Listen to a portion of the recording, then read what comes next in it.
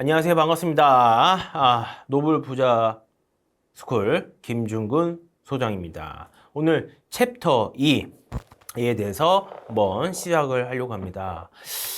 두 번째는요, 여러분, 두 번째 시작은 어디에서 시작을 해야 될까? 이게 여러분들이 이제 고민이 있을 거라고 생각합니다.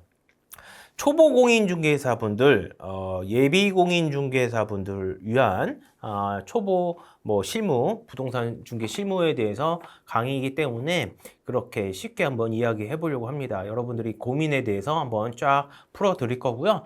첫 번째는 지역 모임 가입을 꼭 필요한지, 그리고 두 번째는 중개법인에 취업을 해야 될지, 개인 사업자에 취업할지 장단점에 대해서 비교를 한번 하겠습니다.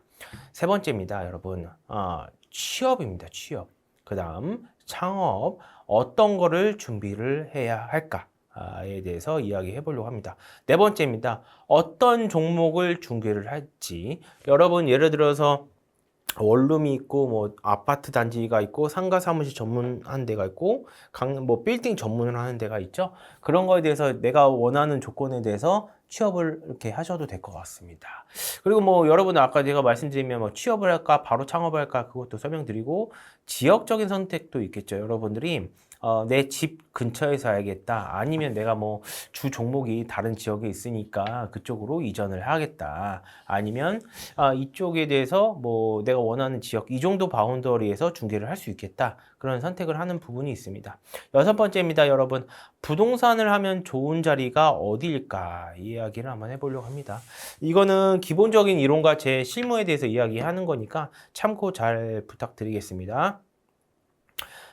첫 번째는요, 여러분, 지역 모임 가입이 꼭 필요할까? 입니다, 여러분. 일단 여러분 지역 모임 자체가 예를 들어서 영등포구, 강서구에서도 동마다 또 지역 모임이 있어요. 그래서 여러분들이 지부, 지회 다 이렇게 모임이 있어서 여러분들이 실제로 가입을 해야 될지 안 해야 될지는 한번 판단을 해보시고 보통 아파트 단지 같은 경우에는 지역 모임이 있어요. 왜냐하면 공동중개 때문에 그렇죠. 네, 일단은 지역 모임을 가입하면 장점에 대해서 이야기를 한번 해보겠습니다. 자, 정보 공유입니다, 여러분. 지역의 시세, 개발 계획이나 재개발 재건축, 여러 가지 실시간 지역 정보에 대해서 빠르게 같이 소통하며 정보를 공유할 수 있어요. 두 번째는 공동 중개할 수 있는 네트워크를 활용할 수가 있죠. 그다음 이제 거래 협력. 그렇게 공동중개를 하다 보면 이제 확률이 더 생기고 단독으로 처리하기 어려운 매물을 또 협력으로 인해서 빨리 뺄 수가 있습니다. 그리고 이제 신뢰, 인맥 구축이라서 여러분들에게 자연스럽게 네트워크 현상이 되면서 거래의 안정성을 확보할 수가 있습니다. 그러다 보면 이제 여러분 이제 소개도 들어가고 추천도 들어가고 자연스럽게 이렇게 유입이 됩니다. 분쟁 예방, 또 법률 지원이 그렇게 있고요. 지역 협회에서 모임이나 분쟁을 발생할 때 조정도 해드려요. 그래서 여러분들이 지역 모임을 가입하시는 것도 추천드리고요. 보통 우리가 보통 상가 사무실 같은 경우에는 여러분 지역 모임을 잘 가입을 안 합니다. 왜냐하면 매물 확보가 직원들이 매물을 이제 확보하러 다니기 때문에 굳이 공동중개를 안 하겠다. 이렇게 하시는 부동산도 있어요. 빌딩 전문으로 하신 분도 있기 때문에 실제로 그런 직원들이 많은 데는 직원들이 다 매물을 다 전화를 TM을 걸거나 찾아가서 매물을 확보하기 때문에 보통 지역 모임 가입을 안 합니다. 그래서 여러분들이 그 매물의 특성에 대해서 지역 모임을 하는 경우도 있고요. 지역 모임을 안 하는 지역도 있어요. 그래서 그걸 한번 내가 어디 지역에 개업을 할 건지 취업을 할 건지에 대해서 알고 나서 이렇게 생각하시면 될 것 같고요. 여러분들의 여러 가지 여러분들만의 이제 중개사무소에 대한 신뢰감을 또 줄 수도 있는 부분이 있습니다. 그리고 여러분들이 더 많은 자료나 궁금한 거 있으면 네이버 카페 노블 부자 스쿨에 가입하셔서 질문도 올리시고 많은 자료가 있으니까 다운 받으시면 될 것 같습니다. 자, 단점입니다, 여러분. 회비가 부담스러울 수 있어요. 그러니까 뭐 협회비나 정기적으로 매월 이렇게 낼 수도 있고요.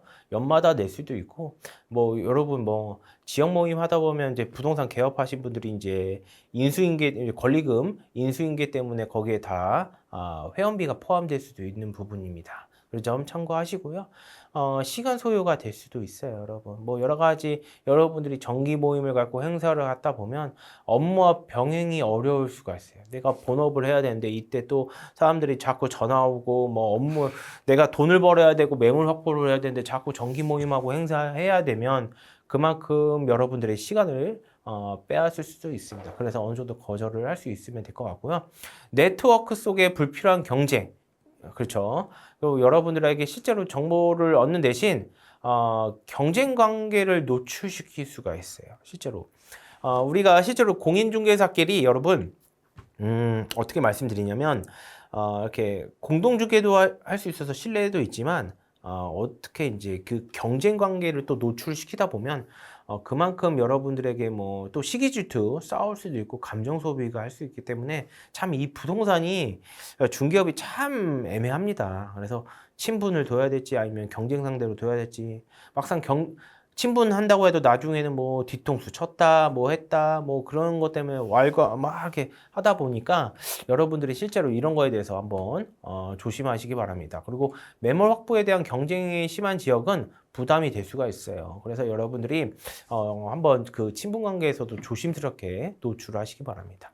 저는 뭐 이제 다른 분은 뭐 이제 노출 아예 안 하신 분도 있고요. 뭐 그런 거에 대해서 뭐 물건에 대해서 이제 조금 이게 분쟁 때문에 잘 안 하신 분도 있습니다.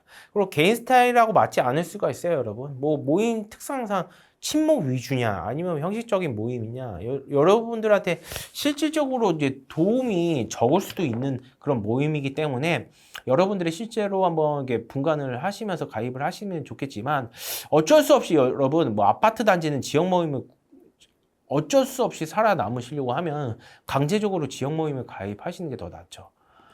그렇게 해서 일단은 여기 단점에 대해서 이야기해 본 거고요. 일단 결론은 여러분들이 실제로 어떻게 보면 초기에는 여러분들이 개업 단계에서는 어떻게 가입하시는 게 더 유리하고 매물이 없을 경우에는 공동중개를 할 수밖에 없기 때문에 어떻게든 지역 모임 가입하시면 좋을 것 같습니다. 여러분들이 예를 들어서 뭐 다양하게 홈페이지 온라인 광고 뭐 이렇게 확보하고 선택할 수도 있는 부분이라서 여러분들이 선택하시면 될 것 같아요. 뭐 정보 인맥 필요성, 뭐 비용 시간 부담 이거를 한번 기준을 판단을 하셔서 가입할지 안 할까 언제. 근데 어쩔 수 없이 아파트 단지는 뭐 강제로 할 수밖에 없어요. 아파트 단지는. 그래서 여러분들이 뭐 지역마다 강제로 할 수밖에 없기 때문에 이거에 대해서 제가 하지 마라 할 수는 없는 거고 그렇게 조금 잘 판단하셔서 뭐 내가 종목을 어떻게 할지 뭐 진짜 빌딩 전문으로 할지 상가 사무실 전문으로 해서 공동중개 안 하고 매물을 할지 근데 전속된 매물은 어쩔 수 없이 공동중개 해야겠죠. 그래서 참고하시기 바랍니다. 자, 중개법인하고 여러분 개인사업자에 대한 장단점에 대한 비교를 하겠습니다. 자, 중개법인은 법인의 한 형태고요. 이거에 대해서 설립할 수 있는 기본 조건이 자본금 5천만 원입니다. 그래서 여러분들이 실제로 고객님한테는 이제 신뢰도를 상승시킬 수 있고 법인이기 때문에 안정감과 신뢰감을 줄 수 있는 그런 신뢰도 상승할 수 있는 부분이죠. 그리고 보통 이제 법인 같은 경우에는 이제 보통 빌딩이나 큰 단위 상가 사무실 왜냐하면 이제 실제로 수익이 점점 높아지면 세금에 대한 부분이 적게 낼 수 있는 법인에 이용하기 때문이기도 하죠. 여기 있죠? 세금 절감 가능성이 있습니다. 법인세율이 10%에서 25%인데요. 개인 종합소득세는 45%보다 낮을 수 있기 때문에 그리고 비용 처리에 대한 유리하기 때문에 절세 효과가 정말 좋습니다. 그리고 이제 사업의 확장이 용이하고요. 지점을 개설할 수 있어요. 이제 중개법인이 이제 지점 뭐 예를 들어서 강남, 송파, 서초 그렇게 지점을 할 수 있고요. 고용, 파트너십을 확대할 수 있는 확장성이 있습니다. 그리고 자본금 구조에 대해서 자금 조달이나 투자 유치가 용이하겠죠. 중개법인도 법인이기 때문에 투자가 되겠죠. 그거 갖다 내가 사무실을 광고비를 뭐 예를 들어서 뭐 이제 사무용품을 사거나 해서 비용 처리를 해서 그만큼 더 사업을 확장할 수 있을 것 같습니다. 그다음 이제 지속성입니다, 여러분. 대표자가 바뀌어도 법인은 계속 존속이 되는 거고요. 영속적 사업 운영이 계속 가능합니다. 법인이 바뀐다고 해도 법인이 바뀐다고 해도 법인은 계속 종속되기 때문에 여러분들이 실제로 내가 이제 법인 1대 법인, 2대 법인 그런 게 있죠. 그런 부분에 대해서 한번 생각해 보시면 될 것 같고요. 근데 이제 단점에 대해서 말씀드리면 설립이랑 유지 비용이 계속 부담이 될 수가 있어요. 법인 설립 비용은 뭐 등기 비용, 등록세 이렇게 법인 설립 비용이 뭐 몇백이 들 수도 있고요. 이제 세무 기장료가 매달 나갈 수도 있습니다. 그래서 매년 뭐 결산 감사가 필요하고 그다음 이제 규제와 절차가 복잡할 수도 있습니다. 그래서 실제로 개인 사업자보다는 법인의 서류도 많고요. 실제로 여러분 이제 뭐 등기부등본 경영에 대한 투명성도 드러날 수 있는 부분이라서 그렇게 생각하시면 될 것 같습니다. 그리고 지점 운영 시 인허가에 대한 절차가 복잡합니다. 예. 그리고 여러분들에 대해서 또 소규모 영업 시에는 비효율이에요. 그러니까 보통 동네에서 중개법인으로 하신 분도 있어요. 근데 매출도 좋지도 않고 그냥 하나의 어떻게 신뢰도 때문에 중개법인을 하시는 건데 이런 상황에서는 중개법인이 계속 손해입니다. 그리고 경기가 좋아서 확장한다고 하면 좋지만 경기가 침체기 때는 중개법인은 계속 손해입니다. 제가 예전에 소득 때문에 중개법인을 하나 설립을 했다가 지금은 이제 개인 사업자로 바뀌었는데 실제로 말씀드리면 이게 많이 매달 뭐 비용도 나가요. 법인세도 매달 6월 달에 몇만 원 나가고 월 기장료도 나가고요. 그거에 대해서 뭐 복잡합니다. 은행에서 또 카드 쓰면 또 계속 돈이 나가기 때문에 일이 더 많아요, 사실은. 그래서 법인 같은 경우에는 소규모일 경우에는 안 하셔도 되고요. 진짜 뭐 내가 큰 소득을 뭐 빌딩 전문으로 하시는 그런 데는 소득을 법인을 하시는 게 더 좋죠. 뭐 하나의 건물 같은 경우에도 한쪽에 뭐 1억, 2억 뭐 한 건에 그렇게 하면 2억 벌고 막 3억 벌고 하신 분들은 소득을 크게 하셔도 될 것 같습니다. 자, 개인 사업자에 대한 이제 장점을 이야기 한번 해볼 건데요. 여러분, 개인 절차를 간단하고 비용이 되게 저렴해요. 그래서 세무사 사업자가 등록하고 바로 개업이 가능합니다. 그러니까 뭐 우리가 솔직히 말씀드리면 이제 개인 사업자는 이제 등록 구청에서 영등포 시구청인가 이렇게 해서 인허가가 나고요. 그다음 이제 세무서에서 사업자를 등록을 합니다. 그다음 이제 바로 개업이 진행이 되는 순서이기 때문에 보통 이렇게 이제 세무사님한테 기장을 맡기시거나 이렇게 나중에 이제 그런 부분이 또 있겠죠. 부가가치세도 의뢰하거나 그다음 이제 운영이나 유연성에 대해서 의사결정이 빠릅니다. 경영을 자유롭게 높일 수 있고요. 별도로 이사회나 결의가 필요 없어서 대표가 그렇게 바로바로 이야기하면 될 것 같습니다. 소규모 영업의 적합 1인 또는 소수 인원으로 운영하기 때문에 초기에 진입 장벽이 낮습니다. 그래서 여러분들이 1인 중개업 하신 분들이나 실제로 내가 소수로 운영하신 분들은 일단 개인부터 해보시고 나서 소득이나 확장하시면 법인으로 이렇게 하셔도 되고요. 뭐 이렇게 시장 상황마다 틀리니까 한번 이렇게 나쁘지는 않습니다. 굳이 뭐 여러분 중개법인하고 개인 사업자 별 차이는 없고요. 차이는 없으니까 그렇게 생각하시면 될 것 같아요. 자, 그리고 개인 사업자에 대한 단점을 말씀드릴게요. 신뢰도의 한계. 여러분 보통 이제 제가 이제 중개법인도 한번 설립해봐서 알겠지만 신뢰도에 대한 여러분들 이제 고객님이나 이제 공동 중개하다 보면 법인 중개법인이라고 하면 또 다르게 봅니다. 또 신뢰도에. 그리고 대형 거래에서 개인이라는 이유로 신뢰를 약할 수도 있죠. 그리고 고객이나 투자자를 유치를 못하죠. 개인 사업자이기 때문에 법인은 투자 유치가 가능하죠. 세금의 부담이 커질 수 있습니다. 소득의 일정 수준이 되면요, 여러분 종합소득세가 최고 세율이 45% 적용이 되고요. 절세 수단 한계가 또 오죠. 그래서 여러분들이 개인 사업자에 대한 소득이 어느 정도 적정하면 그냥 이렇게 쭉 가시고요. 소득이 크면 법인으로도 전환이 됩니다. 그 다음 이제 세 번째는 여러분, 사업을 지속적으로 부족할 수가 있어요. 대표자가 사고 사망 시에는 사업이 자동으로 종료됩니다. 그렇게 생각하시면 될 것 같습니다. 자, 세 번째입니다, 여러분. 취업과 창업이 어떤 걸로 준비를 할까? 일단 여러분들이 실제로 보시면 공인중개사 취업 준비인데요. 장점과 단점을 한번 설명드리려고 합니다.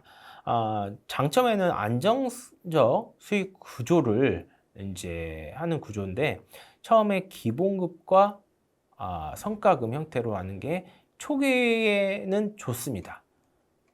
초기에는 좋습니다. 취업이요. 그리고 실무 경험을 습득하기 좋습니다. 이 대표자의 능력에 따라 계약서 작성도 하고 광고도 올리고 고객 상담도 하고 물건 확보도 하고 등 다양한 현장 노하우 학습을 할 수 있겠죠.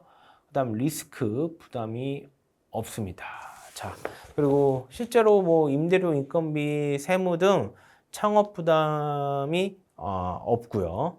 별로 없고요. 그다음에 인맥 구축 용이가 합니다. 뭐 선배 중개사, 고객, 뭐 네트워크 형성하기가 좋죠. 내가 왜냐면 실제로 거기에서 대표자한테 입금을 이제 할 수도 있어요. 뭐 비율제 기본급을 받고 할 수 있지만 그만큼 경기가 좋을 때는 그분들도 잘 벌기 때문에 기본급을 줘서 더 매물을 확보하거나 손님을 만나서 비율을 뭐 더 나누겠죠. 실제로 그리고 인맥 구축 용이를 생각을 하시면 될 것 같고요.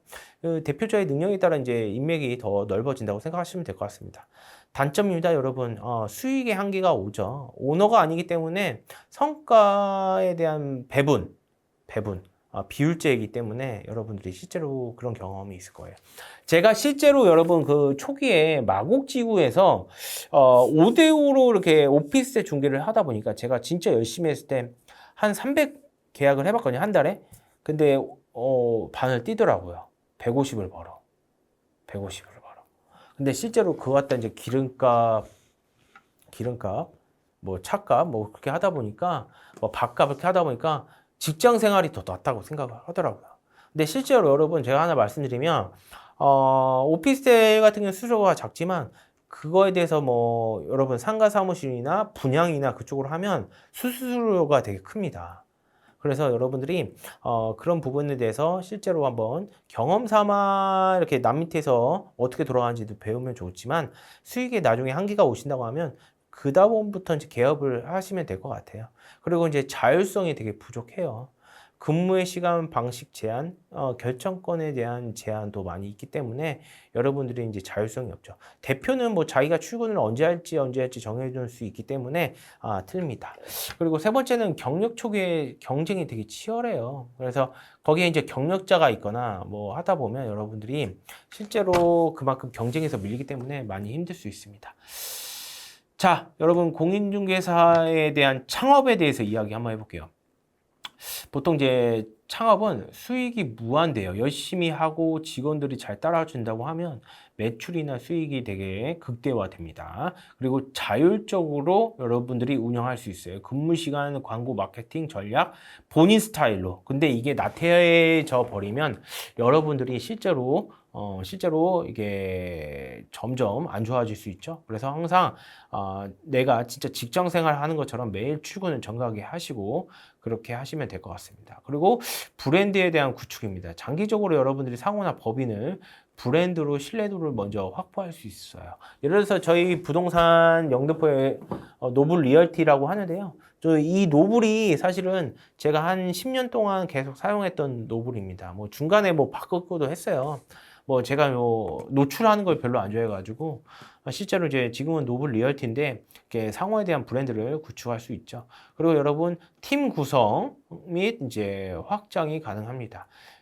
직원 고용이나 지점 확대 등으로 규모를 확장시킬 수 있고요. 여러분 단점에는 초기 비용이 되게 부담이 큽니다. 그러니까 되게 커요. 사실은 저도 개업을 하다 보면 처음에 공유 오피스에서 하다가 제가 이제 뭐 부천에서 1층 하다가 이제 영등포로 왔는데 점점 이제 잘 되면 1층 내려가고 점점 키우려고 하더라고요. 근데 경기가 2022년 5월부터 취득세 거래하고 금리 올라가고 하다 보니까 저도 다시 예전에 공유 오피스에서 다시 올라가고 하고 있습니다. 그래서 여러분들이 초기 비용이 이제 1층 같은 경우는 강남권 지역마다 틀리겠는데 월세나 그런 게 비용이 부담이 될 수 있어요. 그래서 내가 그 월세나 비용에 대해서 커버할 수 있는 영업 능력이나 그 물건에 대한 수수료도 계산을 하시고 들어가셔야 돼요.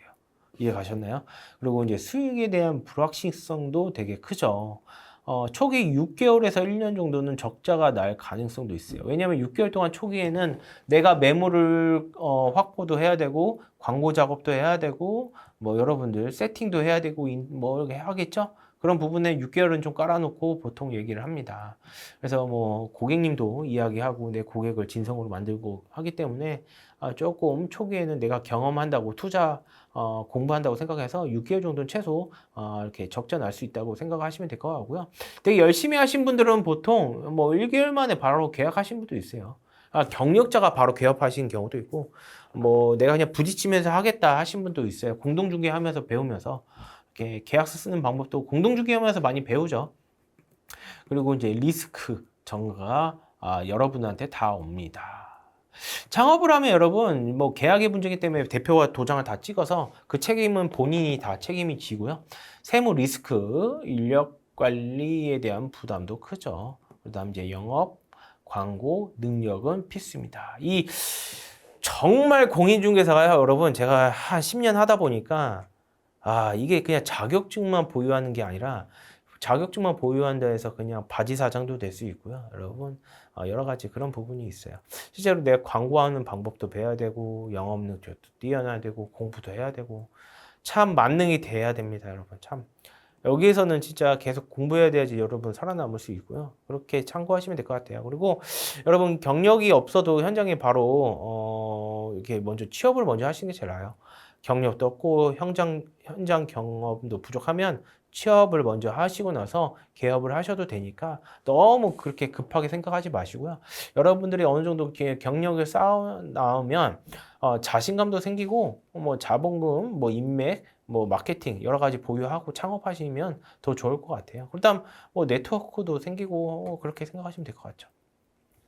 자, 어떤 종목으로 중개할까? 그렇게 이야기해 보겠습니다. 여러분들이 다양한 종목이 있겠죠? 뭐 아파트, 오피스텔, 단독다가구 주택, 뭐 주택 부동산에 대한 이제 안에 내용인데요. 여러분들이 실제로 이건 너무 이렇게 이야기하다 보면 내가 실제로 맞는 부분이 있을 거예요. 보통 이제 내가 뭐 멀리 그러니까 예를 들어서 뭐 그냥 자꾸 마포구에서 송파로 뭐 하겠다. 이렇게 그렇게 뭐 활동이나 차로 운전하시는 분들은 뭐 이렇게 뭐 아파트만 안 하셔도 되고요. 뭐 근데 뭐 동네에서 내가 그냥 걸어 차가 없어도 아파트 단지 그 근처에서 하겠다 하신 분들은 아파트로 이렇게 하시면 될 것 같고 제일 안정적이고 거래가 활발합니다. 근데 경기가 안 좋을 때는 거래가 없겠죠. 뭐 이제 아예 요즘 같은 2025년 뭐 취득세도 강화되고 실거주 요건이기 때문에 투자가 거래가 안 됩니다. 그래서 실제로 여러분들이 실제로 말하면 아파트 단지도 그 금액별로 있어가지고 아파트 단지가 안에 이제 금액이 크면 수수료도 크고 그만큼 경쟁이 치열합니다. 그래서 시세 변동도 민감하고 보통 이제 아파트 신도시나 그런 이제 서울권이나 그런 데가 거래가 많이 크겠죠. 그러다 보면 경쟁이 치열해서 싸우기도 하고 서로 감정 상하고 부동산끼리도 고객끼리도 싸우고 그럽니다.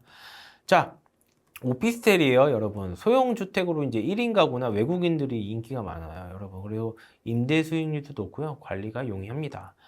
단점으로는 시세 상승폭이 제한적일 수도 있고요. 보통 이제 강남 홍대나 뭐 신림동, 뭐 이렇게 역삼, 이렇게 유동인구가 많은 1인실 오피스텔이 있습니다. 보통 이제 젊은 분들이 이게 오피스텔 이렇게 중개를 잘 하시는 분도 있어요. 왜냐하면 그 소통이 되고 딱 영업 스타일이 이제 1인 젊은 수요층이 딱 맞기 때문에 좋고요. 단독 다가구 주택, 그리고 특징, 장점, 단점 이렇게 있습니다. 그리고 이제 단독 다가구 같은 경우에는 보통 이제 투자, 뭐 신축, 뭐 건축업자, 그리고 내가 이제 실제로 재개발 재건축에 대한 이제 그런 지역에 들어가셔서 중개하시면 너무 좋을 것 같고요. 근데 여러분들 이제 단독 다가구 같은 경우는 사실은 이제 오래되기 때문에 관리 유지 보수가 어려워서 뭐 그런 부분이 있을 것 같아요. 여러분들이 실제로 어디 지역에서 할지 모르겠지만 그 지역을 어떻게 특색이 되어 있는지 한번 보시고 들어가시면 될 것 같습니다. 자, 상업용 부동산이요, 여러분. 첫 번째는요, 상가입니다. 상가는 여러분 음식점이나 우리가 뭐 여러 가지 체육시설이나 뭐 여기 다 할 수 있는 부동산이죠. 그리고 임대 수익이 높고 안정적으로 기대할 수 있기 때문에 여러 가지 공실 위험도 있고요. 입지 조건에 따라 약간 민감해요. 그리고 역세권 상업 중심지에 보통 이제 상가 전문하신 분들은 상업 중심지에 대로변에 그렇게 개업을 해서 중개를 합니다. 그리고 권리금 조절도 하고요. 실제로 뭐 그렇게 하고 있습니다. 근데 예전에 제가 초창기에 2017년도에 상가 전문으로 관악구에 상가 전문으로 하신 분들을 보니까 혼자서 연 8천만 원을 벌더라고요. 네, 8천만 원을. 그래서 그렇게 참고하시면 될 것 같고요. 세 번째는 물류창고입니다. 물류창고. 특징. 뭐 여러분들이 실제로 뭐 그런 부분에 대해서 이야기하면 될 것 같고, 제가 오피스를 설명 안 했군요. 여러분 죄송합니다. 오피스 특징, 기업 사무실을 사용하는 부동산이고요. 여러분 장점에는 장기 임대 계약이 많으므로 안정적으로 수익을 기대할 수 있어요.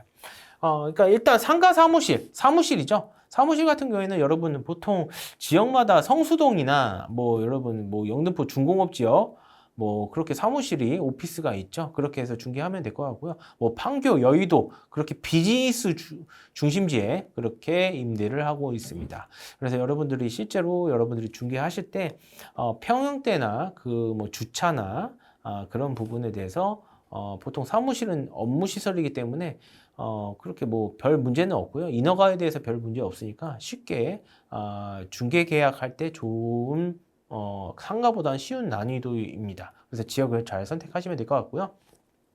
자, 물류창고 아까 말씀드린 것처럼 제가 이제 물류창고는 뭐 이렇게 전자상거래 성장으로 수요층이 이제 증가하는 부동산이기 때문에 뭐 외곽 지역이나 물류창고에 대한 외곽 지역으로 경기 쪽에는 이렇게 많죠. 보통 뭐 이렇게 하남 뭐 그런 쪽으로 중개를 많이 하는 경우도 있습니다. 그래서 물류 중심지에서 교통이 편리한 지역이고요.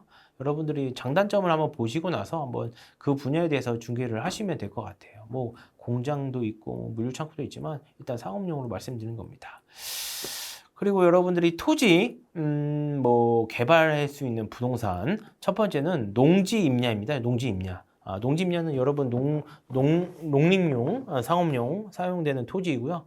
장점으로는 장기적인 시세 상승이 기대할 수 있고, 단점으로는 개발 제한이 있으면 유동성이 낮겠죠. 그리고 이제 개발 예정 지역에 대해서 한번 관광 지역이나 그렇게 개업을 하시는 게 좋을 것 같습니다. 그 종목에 맞는 중개를 하시면 될 것 같고요. 실제로 외곽 쪽에 토지만 이렇게 하시는 분도 있어요. 뭐 개발 예정지에 대해서 뭐 그렇게 뭐 중개하신 분도 있습니다. 그래서 토지나 뭐 개발 예정지에 대해서 내가 이쪽에서 중개를 하면서 공부하고 싶은 분들은 좀 그런 분야에 대해서 찾으시면 될 것 같습니다. 여러분들이 중개 종목 선택 시 고려할 사항이 있어요. 지역적인 특성 파악과 고객의 니즈 분석, 그다음 시장 조사, 자신의 전문성을 고려해서 한번 읽어보시고 내가 어디 분야에 맞고 어디에 또 이렇게 집중을 할지 중요합니다. 여러 개 다 못해요, 여러분. 실제로 하나 말씀드리면 내가 원룸 전문으로 이렇게 관악구에서 할 건지 아니면 내가 빌딩 전문하면 그 강남에 할 건지 주종목을 정하셔야 돼요. 뭐 다양한 거 하시려면 동네에서 그냥 아파트 단지에서 상가 여기 앞에 있는 상가도 하고 뭐 이렇게도 하고 뭐 이렇게 하시면 될 것 같아요. 근데 직원들을 많이 뽑아 놓으면 그거에 파트별로 나눠도 되고요. 그래서 말씀드리면 제 조언은 뭐 원룸, 빌라 이렇게 대학가나 관악구 원룸 등 중개를 하신 분들은 있는데 단 하는 일에 비해서 수수료가 적어요. 그리고 두 번째는 아파트 단지입니다. 서울권 금액이 높은 쪽으로 한 건당 수수료가 크고요. 단지 지역 모임 때문에 모임비나 회비, 친목질 그런 거에서 공동중개가 신경이 씁니다. 내가 사이가 안 좋은 사람하고 막 갑자기 뭐 공동중개에다 안 좋아가지고 공동중개 잘 할 수 있겠어요? 그런 부분을 생각하시면 될 것 같고요. 다가구 단독 지역마다 틀리고 고급 주택은 이제 수수료가 큽니다. 근데 이제 거래가 되게 낮아요. 뭐 이제 다가구 단독 그거는 이제 지역마다 틀려서 수수료가 크기 때문에 거래가 되게 낮겠죠. 근데 이제 상가 사무실 업종 확인 계약하기 업종 평수 찾기도 힘들지만 수수료가 커요. 그러니까 상가 같은 경우에는 업종 제한도 있고 평형마다 있고 내가 이제 손님이 원하는 주차 대수나 이 상권에 대해서 관리비가 뭐가 마음에 안 들면 중개하기가 많이 힘들어요. 근데 사무실은 기본적으로 인허가도 없이 그냥 사업자만 있는 사업자이기 때문에 편하기도 하고요. 근데 이제 수수료가 양탈을 하신다고 하면 뭐 100에서 100, 200, 뭐 300, 600 그렇게 한 건당 그렇게 많이 받을 수 있는 업종이라서 여러분들이 보통 지역이 지식산업센터나 가산, 성수동에 있는 그런 곳에서 중개하면 좋을 것 같습니다. 그리고 건물이나 빌딩 한 건에서 보통 이제 수수료가 아주 커요.